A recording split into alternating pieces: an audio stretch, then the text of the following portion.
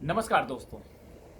केंद्रीय मंत्रिमंडल यानी कि मोदी सरकार के मंत्रिमंडल से दो मंत्रियों ने कल इस्तीफा दे दिया। पहले मुख्तार अब्बास नकवी और दूसरा आरसीपी सिंह।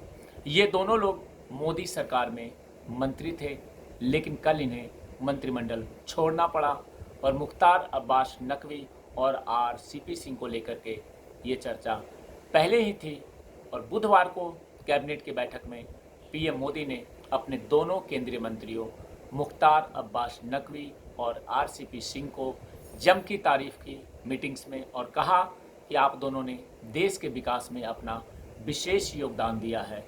दरअसल बुधवार को मुख्तार अब्बास नकवी और आरसीपी सिंह का राज्यसभा सांसद के तौर पे अंतिम दिन था और मैं आपको ये बताऊं कि राज्यसभा सांसद का अंतिम दिन और इन्हें किस मजबूरी में इस्तीफा देना पड़ा, ये बहुत महत्वपूर्ण बात है। केंद्रीय मंत्री आरसीपी सिंह का संसदीय कार्यकाल 7 जुलाई को समाप्त हो रहा है, यानी कि आज। इसका मतलब यह है कि आज के बाद वो राज्यसभा के सदस्य नहीं रहेंगे और उन्हें मंत्रालय की जिम्मेदारी छोड़नी पड़ सकती है और उन्होंने इस्तीफा दे दिया है। सुबह से ये चर्चा जोरों पर थी। राष्ट्रपति भवन से आरसीपी सिंह और नकवी को पद मुक्त करने की सूचना आ सकती है।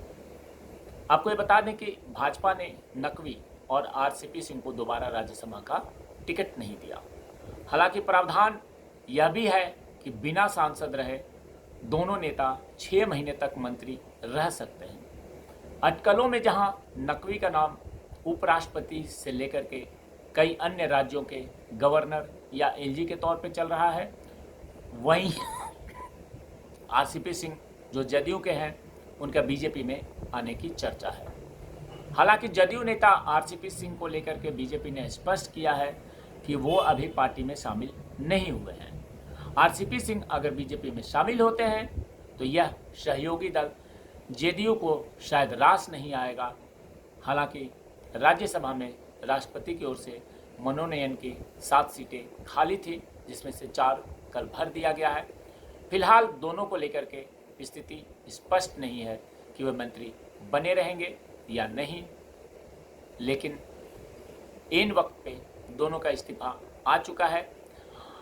अगर केंद्र सरकार कुछ रास्ता अपनाती है तो फिर से उनके दोनों लोगों के नई जिम्मेवारी दी जा सकती है और ये अटकलें चल रहा है कि मुख्तार अब्बास नकवी को उपराष्ट्रपति का प्रत्याशी बनाया जाएगा, लेकिन आरसीपी सिंह के बारे में अभी कोई भी चर्चा नहीं है।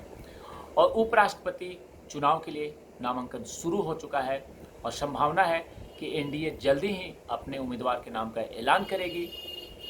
तब नकवी की भी स्थिति स्पष्ट हो जाएगी और जनता दलीय नेता आरसीपी सिंह के भी भाजपा ज्वाइन करने की जो अटकलें लगाई जा रही है वो भी स्थिति स्पष्ट हो जाएगी।